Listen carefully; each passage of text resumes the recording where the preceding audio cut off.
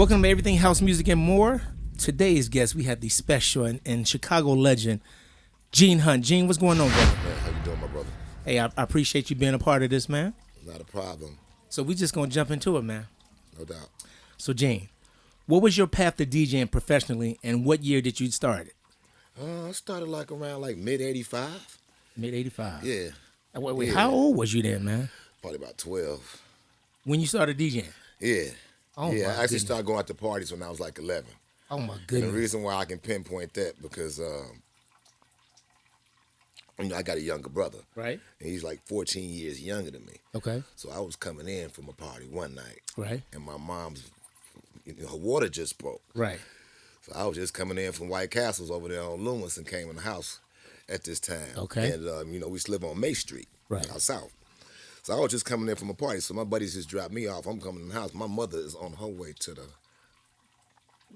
emergency room to have my Right. brother. Right. So that was like 82. Oh, my goodness.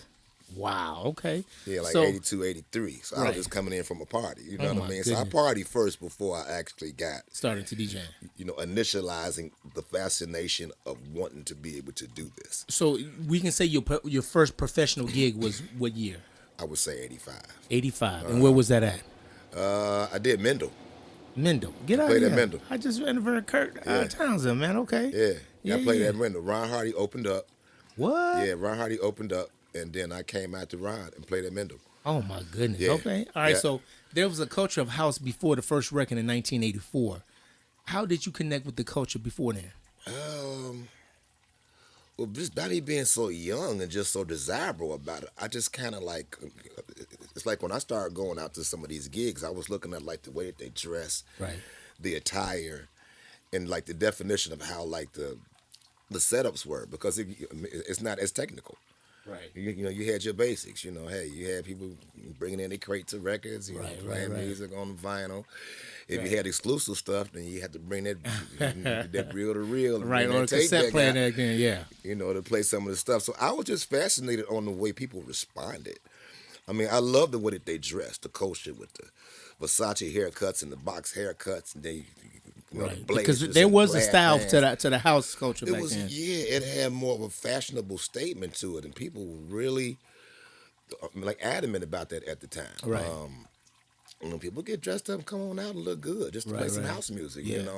I mean, it was a fashion statement, just as far as the different dimensions of how the music was structured back Right, then. I just right. thought that was ultimate, especially on the Chicago level. Right. And then you speaking about fashion, your mother's the famous Chicagoan Barbara Bates. Right, so And, that played a big that played part. a big part. That's what I'm saying. I know you was over there flying out all the time, huh? Yeah, that helped me out a lot. All right, so you're famously connected to the music box and Ron Hardy. How did that relationship come about? That was like my big brother. We just instantly gelled out. I mean, he was really adamant about me at first, because at first he was like, "What are you doing here? What are you here for?" I'm like, "I'm about to DJ," and he's like, "Oh, really? Well, I'm gonna have to see that for myself." Oh, wow. So I was always like good friends with Larry Heard and Robert Owens, because Okay. I would make all my tracks over Larry's house. Okay. Larry would let me, Right. he would set the studio up and stuff, and he let me make my little tracks for the parties and stuff. He'd be Oh, like, wow. "Go on over there." He had the SP and he had all his gear. So Larry would always let me come over and make the stuff. So when him and Robert and Ryan Wilson was doing a lot of the Fingers Ink stuff, Right. they would give it to me. So when I come to parties and play parties, like, "Who is this kid?" And then I play something that's uncut, and they'd be like, "What's that? Where Right. you get that from?" And I'm Right. like, "I know them. I'm cool with them. Can I get a copy?" Absolutely not. Yeah. But you can So enjoy it was no doves back then, Oh, huh? no, I wasn't even happening, Okay. because of the simple fact that I had a privilege to Right. be able to get things that were unreleased. Okay. So I didn't want to just be exposed in that, and that was my ticket in to some of the people that Right. were asking me about copies and demos, and plus Right. I wanted to go out to test it and come back and give Larry and give Robert them feedback Right. in reference to some of the stuff that I was playing and that I had at that moment. Right. So at that time, how did you get into the club and being so young then? Because you was about 12 years old, right? But everybody I 12, kind of 13. hung out with, were a lot older than me, obviously, by me being a teenager. Right. A lot of the places I was being able to get in, like the Riviera. Right. I was in high school. I had to go to school the next day. I'm hanging out with Frankie, Wow. Lil Louis, everybody there. We all there. So they weren't too tough on at the door at the time. I Huh? didn't have not a problem whatsoever. Wow. And even like the times when I want to go check out Michael Isabuku or Michael Fields at Club Right. De Ray up north, I would be with Robert Williams and I'd be with Ronnie and and so forth. And Wow. so I was At that always early hanging age. around that. Yeah, I was always in the midst of that older group. So. Okay. That kind of gave me that privilege to be able to experience like some of the different places, like 79 Steps. They used to be up north with Craig Loftus. Right. I hung out with the power plant crew too, Okay. and I also hung out with the U.S. studio crew. So Okay. you had Avery and Elroy and Lance and Wow. Abdullah. Man, you seem Judge, a lot older than you are, Sweet man. Pea. But man, Right. So it was kind of like coming up at that time. They would always give me records and Right. unreleased and dub plates and promotional copies. So that kind of steered me along my way. I think I bought my first set of turntables from Craig Loftus. I think I bought some. wow. I want to say they was either from 1700s or 1800s, Right. but they had the roll pictures on them. oh my goodness, So yeah. I bought those for like $300 for 1100, me. I think, So yeah. yeah. And Frankie gave me the Bozak. Get out So of here. I still got the original black Bozak because it was two of them. I think Craig we kept gonna one. we was gonna the put gray the one. picture and insert picture right Yeah. here. Yeah. So what I did was I got it like totally redid. I got a new faceplate on it, but I kept the old original faceplate Right, on right. it. But yeah, I got it all modified and Wow. put auxiliaries and stuff on. I still actually have that rotary to this day. So I'm gonna ask you this, since you've been around for a long time, Gene. Where do you think the term house music came from? I just think that people, from my interpretation, Okay. I think it started off just in a real underground sense, and by it being from the who, what, when, where index card factor. Right.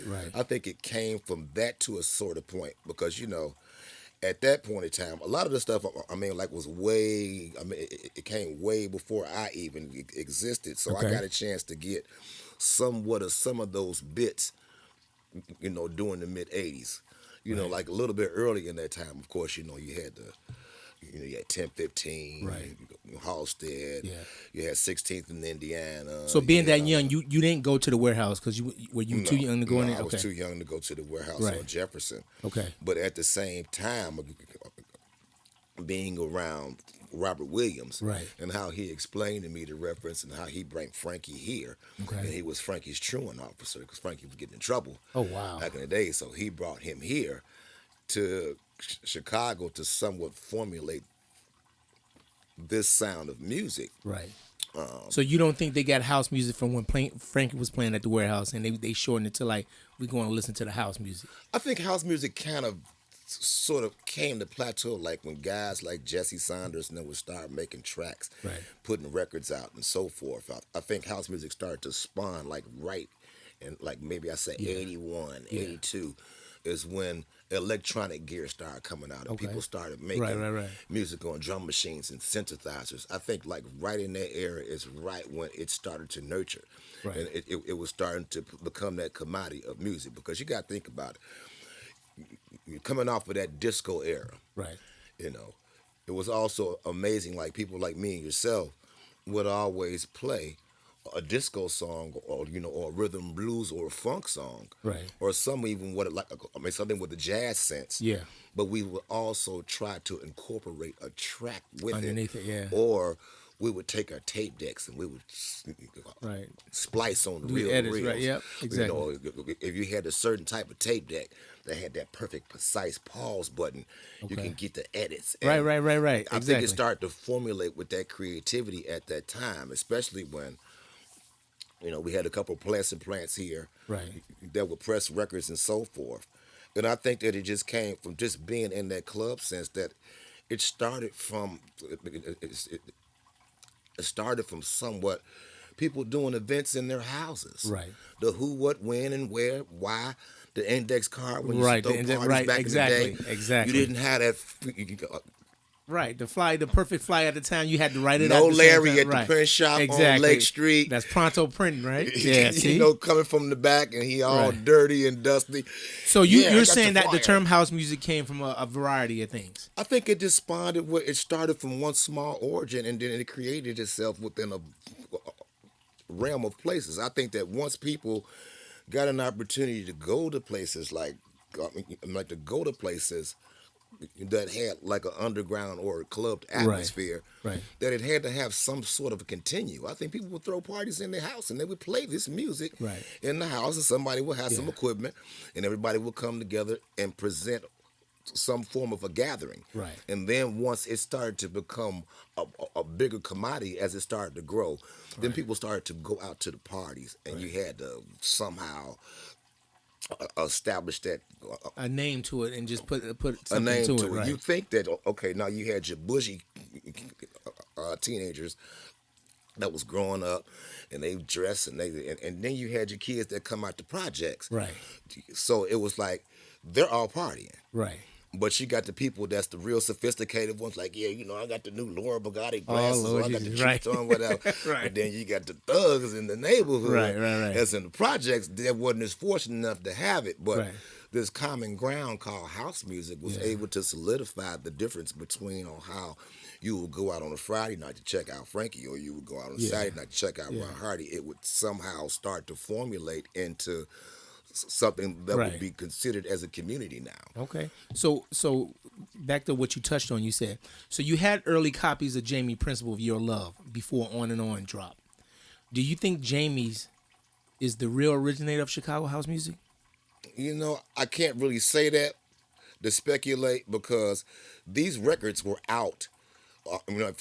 For example, Electra Feels Good was a record that was out, and there was a concept of somebody giving you a rendition of something that was created. Okay, On and On, the track On and On was out, and it had that bass line, that formulation. So I think what Jamie and Jesse probably did was took factions of more of the Italo disco fact and era, because we were playing things of that nature. I understand that, but since Jamie's record was playing in the club, so we always go back to this. I just asked everybody's perspective on this. Yeah, because it's amazing to me, because I was going through some of my record collection, because my mom just had a fashion show, and I found a couple of records with people's names on it. They'll never get them back. But anywho, it dawned on me that on Precision Records that Jesse Saunders had a version of Waiting on My Angel that he did, that he sings on. Yes. And the factors of the one that Jamie, I believe with the Jamie objective,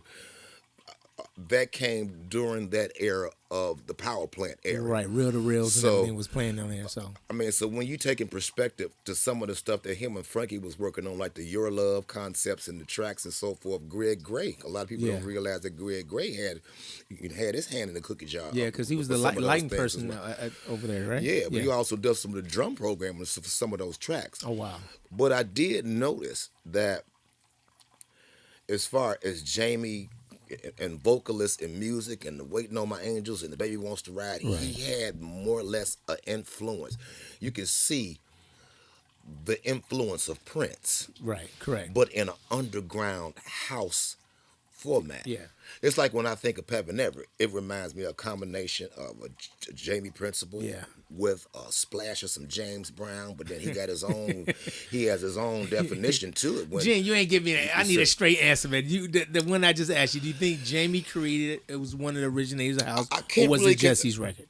I couldn't really say who originated something because everybody was such in the creative format at that time. So I can't say that Jamie is the king of the person that first put the first record out. I got you in there. So I'm let's not say saying this. it's Jesse. Let's say this.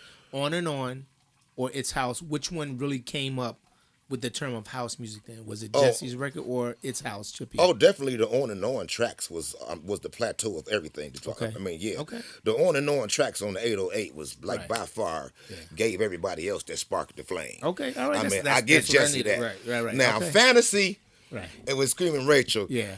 That's later on after the fact. Was somebody touching the drum machine? Right.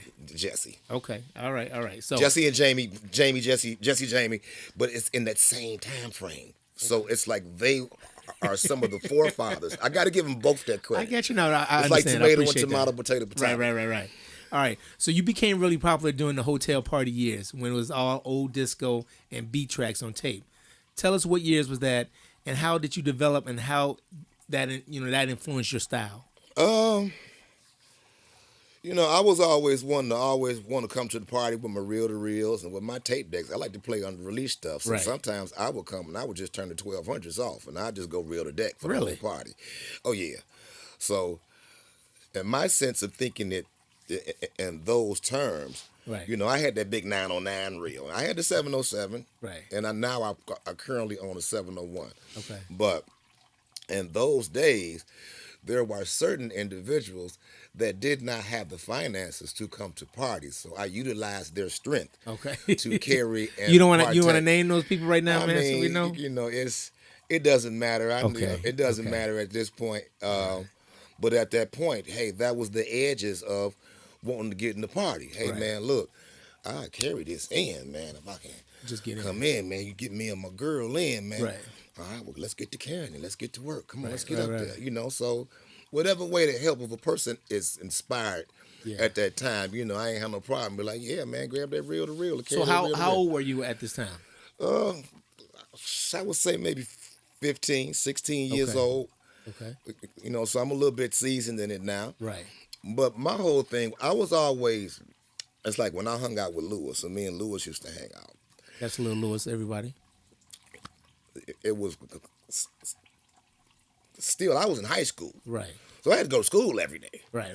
So on the weekends, I would do parties. So what school did you go to? High school. I attended Farragut Career College. Okay, Yeah, okay. so I went to Farragut. Okay. And of course, they used to hang the little posters out on the wall, on the board. Somebody used to be like, we see your names on the flyer. Right. Are you going to have that homework assignment for me? So my thing was just trying to balance out the desire of, this career that I'm starting, this Yeah. journey I'm starting, versus, my schoolwork and what I had to do. Right. I was able to balance that and create a relationship with my teachers because they That's knew good. how influential I was throughout the course of my freshman, Right. my sophomore, and my junior year. By the time I was a senior, I think I had like first through fifth and then study Right, hall. and So study- right. I was going home because I worked out somewhat of an arrangement to talk to the teachers doing points of their lesson plans. Right. And it was able for me to structure, to make music, to create, and be able to do something that I was so evidently passionate about at Right, the time. right. I was able to negotiate with my teachers. So sometimes I'd be sitting in the classroom, and they'd be like, "Gee, man, you ain't doing the test." Right. Dude, I'm like in the next two chapters, bro. Like I'm on something else. I'm trying to figure out this weekend what I'm gonna play as The a party. playlist, what they're gonna play right there. I'm way ahead of that, Put your bro. list together and everything. Right, All right. So I just had to figure out a way on how to configure Right. the nightlife because my mother and my grandmother raised me, so she would always tell me, "Boy, I can't believe you doing this." I'm like, "Why?" She said, "Boy, you wouldn't leave a house without a record. That's all you did. So all the 45s you tore mine and Right, component right, sets you right. tore up mine." Right. I say, "Really, Grandma?" She said, "Yeah, this always been your thing. You always loved playing with records, and you wouldn't leave the house without." Yeah, because one." I gotta say, man, me from the suburbs, man, and seeing all the parties in the city, man, and you was predominantly on all the flyers, you and Andre, man. I used to see you guys. I'm like, man, Gene, who is this Gene Hunt guy, man? Right. I'm like, but I just can't. Okay, so let me get into this. Okay. People say Lil Louis is always left out of the story. How do you think he impacted the scene and contributed to the culture, and what was his magic? Oh, his magic definitely was his hustle, his dynamics. I mean, I could tell you a lot of stories with me and Louis hanging out. I'm talking about to the point where we used to ride around and promote parties, and he had a Fiat. He had a little white Fiat, but his clutch was jacked up, so I would have to get out and push Right. it, and then run like the Flintstones And get back in there. Oh my goodness. Are you serious? Wow. So yeah, Louis. I mean, that's big bro too. Right. I mean, from the whole line of his family, when you put down all these different promotions, it's like, I remember playing at the Firehouse with Louis out west. He used to play at the Hole in the Wall over here on Roosevelt at the old Right. Rainbow Disco. Right. I mean, Louis been around for a minute as far as the production aspect of Louis. I remember at the Hotel Continental one night, John Hunt and Chip Beasley came down there and sold him the 808. Oh wow. But the drum programs was still in the Still 808. inside there, yeah. And then another thing, a lot of people didn't realize, a lot of people think that Louis made Magic Feet. Marshall Jefferson made Magic Feet for Louis. Really? Gong, gong, gong, gong. Right. Marshall Jefferson made that. Get and out of here. And there was a vocalist on it. Kim Mazel sung on it. Right. A lot of people don't have that version, but yeah. So did that version, did Mike Dunn's come after that? Yeah, Mike Dunn's came after. Okay. So really, Let It Be Written. Yeah, really. Let It Be Written, Let It Be House. And the reason why I can say that is because Mike Dunn brought me a 12-inch. I still have it. He wrote welcoming me to in the scene. Right. And he wrote me this big, lovely paragraph, and he signed it Mike Dunn. It was a test pressing of this record. He brought it to the ASCAP for me, and I still had a copy. Wow. Sitting in its pristine condition. Really? Mike first said, "Yeah, man, you're a bad boy. Here you go, bro." Wow. And just gave me the test pressing of the record. So yeah, That's I was one of the first love. ones that had that. Wow. I still actually have it, just like the Transmat stuff. Like when we used to go to the music box. Yeah. Derek May and Kevin Saunderson would come to the music box, and they would drive all the way from Detroit after leaving the Music Institute, and they would bring us the stuff to play. Really? Like the Stop Move It. Right. Me and Ronnie had all that. Really? The Strings of Life, all that. We had all them tracks. So they would actually bring us the test pressings of the records, and Right. I still got copies of that stuff. So was you a resident? Did you have your residency there at the music box? No, not at Okay. that music box. At the very last music box was 2210. That was me and Ronnie before he passed away. Okay. So you was there every week. But I participated at 657th Lake, and I participated at the other music box. Wow, that's history right there, Yeah. brother. Wow. Yeah. Okay, so tell us about your first record and how'd you get into production?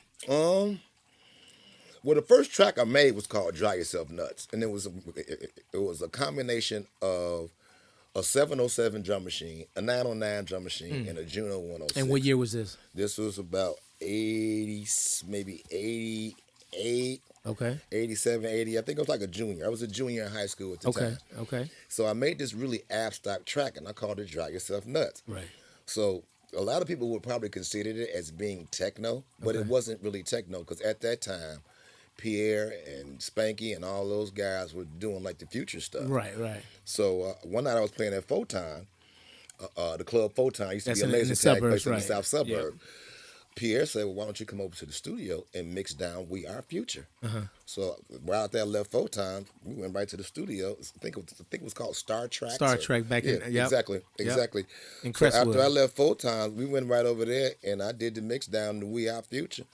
And it was on Trax Records, like later on down the line. Right. So when I see the record, I see my name at the bottom. Oh, my On goodness. the flip side, I see Mike Hitman Wilson. I'm Oh, like, wow. okay, cool. So that was a good stepping stone to being in a recording studio with these guys. Right. So that first record you put out, was that came out on vinyl? It came out on vinyl, but it wasn't called Dry Yourself Nuts. It was Okay. called Living in the Land. Living in the Land. Okay. And what label was that? It was on Trax Records. Trax once Records, again. okay. It was on Trax. Okay. And that was the first actual legit release that I put out. And that's under Gene Hunt. Yeah, it's under Okay. Gene Hunt. Exactly. It's called Living in the Land. It was an acid track, but what we did was we took those raw elements of when I just did it fresh and raw, and then we just really copied the drums off the bass line. Right. And excuse me, Armando Gallop, rest in peace, came with me. We recorded it at Mark Imperial Studio. Wow. And Joe Long was the engineer. Mm-hmm. And of course, Mark Imperial was probably somewhere upstairs with a girl or something. I don't know where he was. But anyway, we had Joe down there engineering the session. Right. And then my next release was Twilight People. Okay. And that I featured remember Robert Owens. Right. And I did the first recording in a buddy of mine, Ken Jordan's basement. Robert came over one day and actually sung on the reel to reel, and we just had a microphone. But then we actually went to a real recording studio Right. to record the actual version that came out. Right. So, Wow. yeah.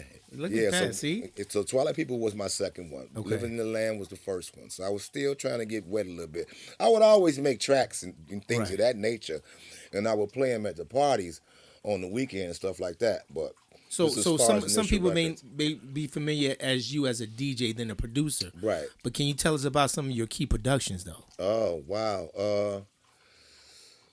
I've done a lot of stuff with Nightlife Collective. I've done a lot of Right. stuff with Moves and Grooves. I did a lot of stuff with the companies. Rush Hour in Amsterdam, Right. and wow, and did quite a few We records. I need to have we at least about we, over 100 tracks we and need to do EPs. some stuff together, man. Put you out here, man, Yeah, and yeah. do something together with you because I haven't done anything with you yet, I think that'd be and great. I would love to do something, and I hope somebody else would love to do something with you, man. So Right, we gonna have that happening. right. So you've been involved in house music underground for such a long time, Gene. Do you think soulful house music has its place in the mainstream, or should it stay underground? I think a bit of both. Okay. To be honest, I don't think for some strange reason or another, I think people were taking that electronic dance music term per se Right. to try to make it more or less of a way of sculpting and breaking it. But Right. you also got to take into perspective. I mean, at the same token, with all these new R&B artists that has crossed over and did house music Right. or whatever you consider it as being, it kind of has that like 90s textures to it or whatever Yeah. you might say. But it should be considered in that form of fashion because Yeah. it's just another format of music, just like jazz is Right. or any other genre of music. It still needs to have some formulated category. Right. So But I you've think been that you've they been put doing this. I mean, a long time, Gene. So over the years, what's the difference from back in the '80s to present right now? That's missing. You think? I mean, think about the factors of. It's kind of like. Let me give an example, like maybe like 90s, Okay. like in the early 90s. Okay. Okay, Lisa Stansfield had People Hold On, right? Right. So why couldn't it have evolved from all of those different points? Everybody, Right. from all those different sounds and all those different songs, it should have already had reached a note. Not to mention like all the other stuff that was being done at Right. at certain time. Right. That music should have already had its own category. Right. But in some other objective, it never got a chance to reach that threshold. Right. So, yeah, I think that it was very imperative that that music needs to be considered as that because I think about the Whistle Song with Frankie. I think Right. about I'll Be Your Friend with Robert Robert Owens. Owens, Think right. about all these records that have been administered, the C.C. Pennison stuff. I mean, the 10 City stuff. Now it's starting to be able to have somewhat of a formulation Right. of taking notice, but look how long it had to take for it to Absolutely. acquire Absolutely. the things that were necessary for it to be acquired. Right. So I think it's on its way. Yeah. Because you got to think about Ron Hardy's playing People Hold On. I mean, he loved it. He was like, he would play like a lot of that 90s stuff. Right. Even after the transition, or the period before he passed away, Right. you saw the climb of us scaling into that realm of how that music could evolve to change. Right. From the Crystal Waters and the Yep. Gypsy Womans and so Yeah. forth. Could have changed big time. So those particles are there. It just needs to be administered properly. Okay. Because that was probably their rendition of something that had a melody Right. or something that was soothing or soulful. But yet, at the same token, it fits in that category, which means that music needs to have its own category. Right. Got you. Okay. So, how has your local fame impacted your personal life? It's about balance for me. That was the cat, y'all.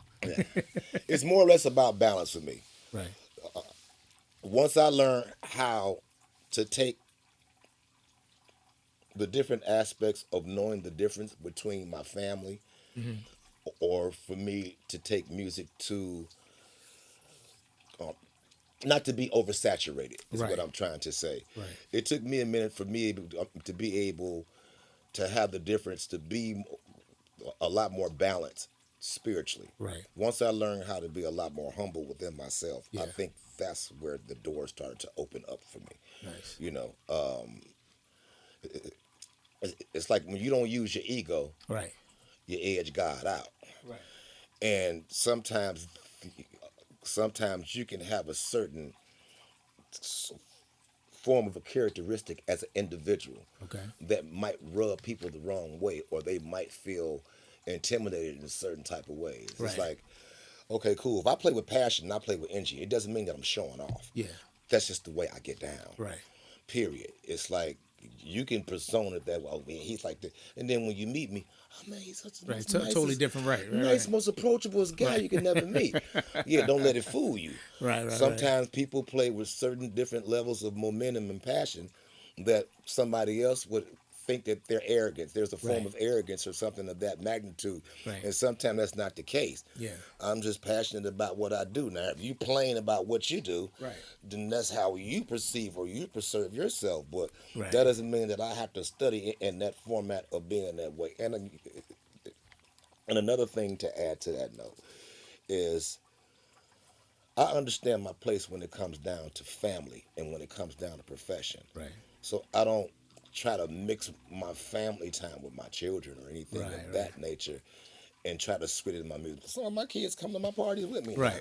We hang out. Hey, could you give me a drink? Weird. Yeah, sure. That's weird. That right. Yeah, my tab. Go over at the tab. You know, my daughters. Right. No, I feel you. Yeah, my daughters work the door at Yeah. parties. My son come out. I saw my son doing some dance at the Virgin Hotel. It blew me away. I was like, Wow. I didn't even know you could do that. Right. So Chicago is known for its myths and beefs. What Chicago-based house beef or myth do you want to squash or correct, past or present?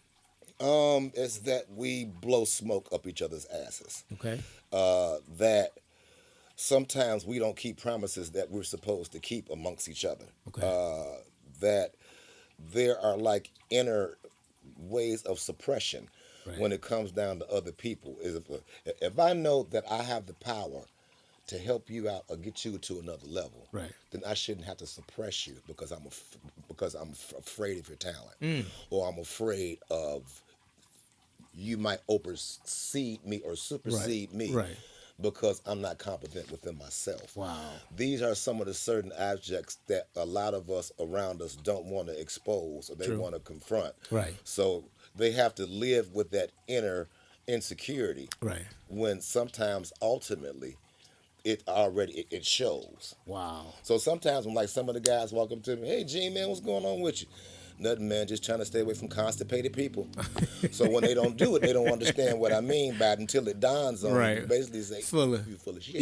Yeah. I'm keeping it a buck. Wow. And I'm transparent about the way I feel now because I'm confident in where I am as a point of me being in mediated peace with my life. Right. I'm working on an album right now, so Okay. I'm trying to get some form of direction Right. on how to go about facilitating Right.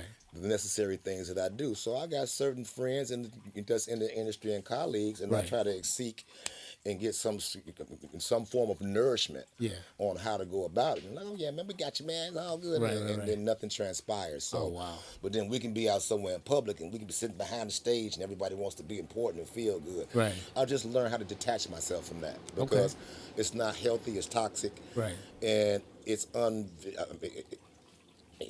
unloyal. Right. So, as far as beefs and people squashing, I don't have a problem with anybody. Okay. I'm just more or less like, okay, since we can't be this way, Right. then we have to be that way. Okay. And it's still being in honors of respecting, Right. my fellow brothers and my Right, fellow right. colleagues. Right. But at the same token, I have to realize sometimes that if we can somehow form somewhat of a way of being direct and straightforward, Right. then I think that we can accomplish a whole lot more Okay. in a smaller amount of time. But, you got some of us that's, I'm the man. I want to. Well, hopefully they see this man and then they can, So you can continue to be Right. but I'm going to continue to be because I ain't nothing to play with. Okay. All right. So, Gene, name me your top 3 Chicago house music records of all time. Just give me 3, brother. Wow. Whoa, Chicago house records. Okay, you can do overall then, if you want to do overall. No, by Chicago artists. Yeah, all Chicago. Or you know what? No, I'll make it broader. You can go ahead and give me your top 3 of all time, any record, except for disco. Just give me a house record. I don't think I have a top 3. Really? I really don't.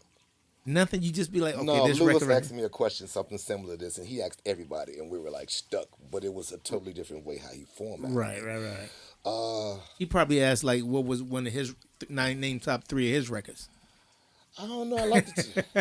No, I mean, I liked a lot of the Marshall Jefferson stuff. I liked a lot of the 10 City stuff. But when you say 10 City and you see Marshall, that's kind of considered. It's different still. It's still different. So love me some Larry Heard now. All right, so Larry Heard, Marshall I Jefferson love me City. some There Larry. you go. I love me some Larry Heard. Now Okay. Larry Heard was just I don't know what Right. what the man was thinking, bro. Like Okay, no, I get you. you know, No, like, I just need to know that because I asked everybody that Right. because I want to see, because everybody's different, and Right, I love to right, get to see what right. their views and their Right. opinions are, man. So Right. that's why I asked them that. But So no, I that's named good. two. I always enjoyed the stuff that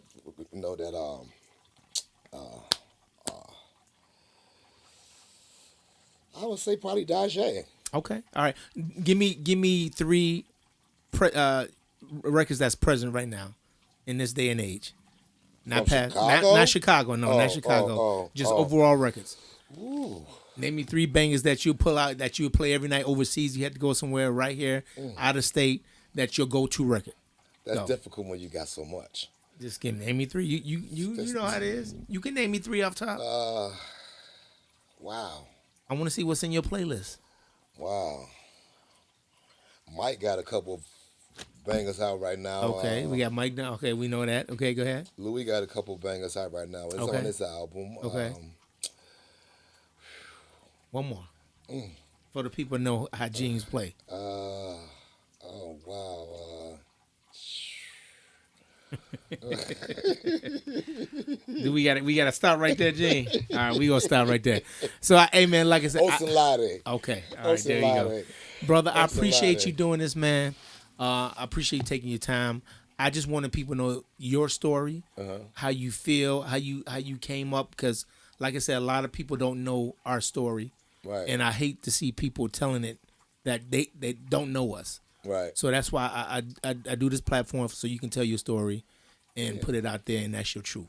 Everybody has their own rendition of or their perception or how they feel about Right. it. But at the end of the day, hey man, this is the mecca of house music. This is Chicago, man. This There is you where go. we're from. So we have to just be just a little bit more adamant about that. There you go. That's what I'm talking about. Love y'all. Hey, y'all. No doubt. Click the button, subscribe, hit the notification. Everything house music more. Love you, Gene. Love you more, bro. Brother, peace.